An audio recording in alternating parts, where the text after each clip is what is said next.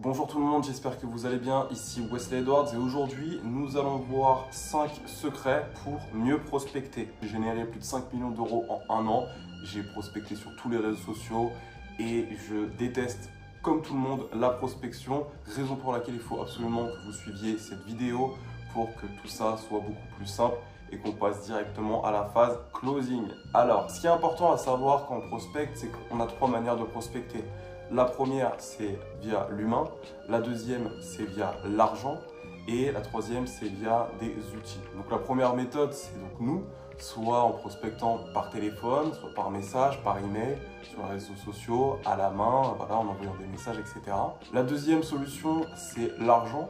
J'entends par ça la publicité, le fait de faire de la publicité, amener vers un tunnel de vente. Voilà, on dépense de l'argent pour toucher une audience. Cette audience, après, book un rendez-vous avec nous. Et puis voilà. Et puis la troisième solution, c'est donc de faire appel à des outils, des robots pour automatiser sa prospection. Vous avez, si vous souhaitez, notre outil Maya qui vous permet d'automatiser votre prospection sur Instagram et sur Facebook. 60 personnes par jour, 1800 par mois, sans rien faire. Ça fait toujours plaisir. Une de mes plus grosses ventes d'ailleurs à 15 500 €, c'est une vente que j'ai faite justement en automatisant ma prospection. J'étais en vacances à Lisbonne, je rentre de mon après-midi et j'ai un prospect qui me répond et franchement automatiser sa prospection c'est génial. Mais c'est pas le sujet aujourd'hui. Alors première règle, rédiger des messages courts. Les messages courts ont un taux de réponse plus élevé que les messages longs.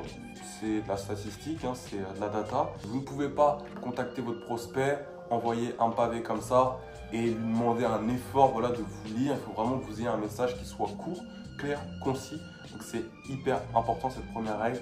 Allez tout de suite dans vos messages de prospection et regardez la longueur de votre message. Vous prenez votre message, vous divisez sa taille par 2, vous demandez à ChatGPT de réduire à moitié ce texte et vous verrez la différence. Deuxième sujet, ne pitchez pas dans le premier message.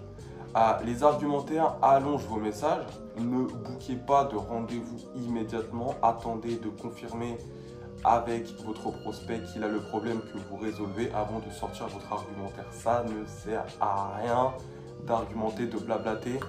Posez une simple question, attisez sa curiosité, ne pitchez pas, très important. Donnez une raison claire à votre approche. Qui êtes-vous? Que voulez-vous?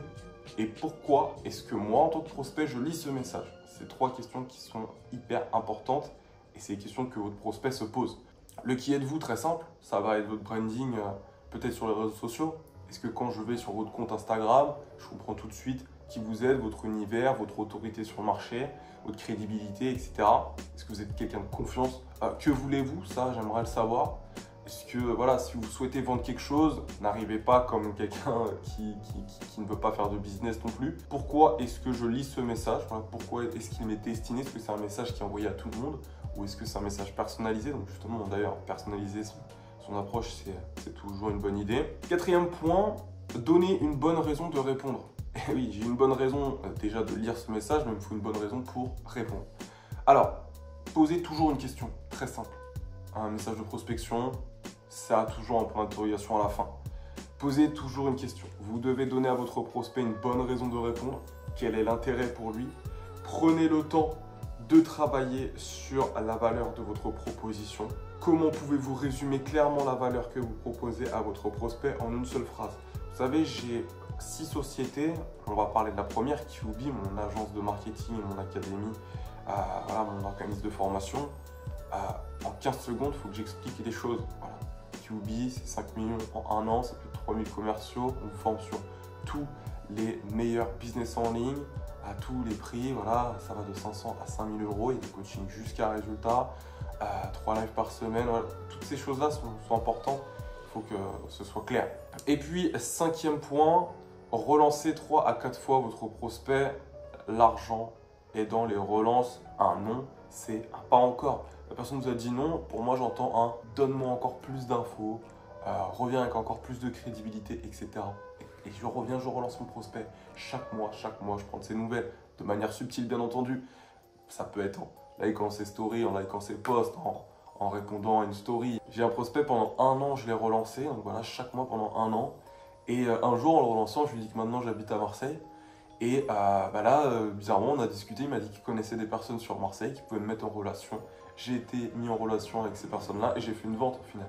Donc pas avec ce prospect-là, mais en fait, à force de relancer, les personnes vont adorer ça. Pour revenir un petit peu sur le sujet, sachez que le deuxième message améliore le taux de réponse de 27%.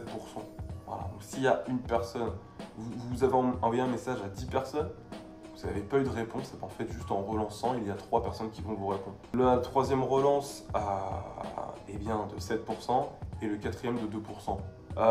Après 4 suivis, le taux de réponse est presque de 100%. C'est ça qui est intéressant. Et c'est vrai que moi, c'est rare qu'on ne me réponde pas.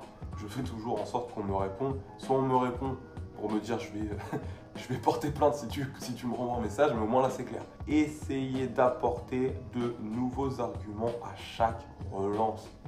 Très important. L'idée c'était vraiment de vous donner matière à penser, mais je ne vais pas m'étaler sur cette vidéo. Si vous souhaitez vous former en marketing digital, sachez que j'ai accompagné des dizaines et des dizaines et des dizaines de personnes à plus de 10 000 euros net, des centaines à plus de 1000 euros par mois et des milliers à qui j'ai pu enseigner diverses choses et faire gagner leur premier euro sur Internet. Je vous dis à tout de suite en description ou sur une autre vidéo.